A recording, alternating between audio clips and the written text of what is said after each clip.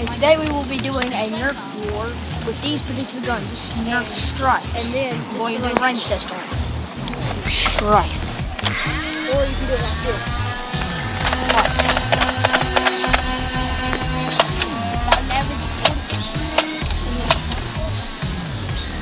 Probably about 40-50 feet.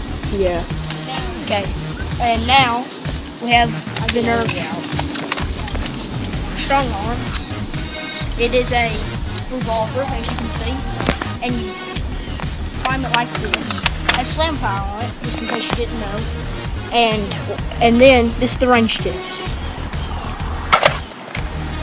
Or you can do it like this. About an average 40-50 feet. Mm-hmm.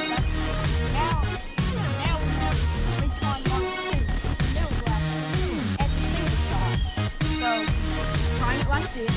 Well, it's already primed, but you do it like this. Basically with the retaliator or original. We're going to test fire.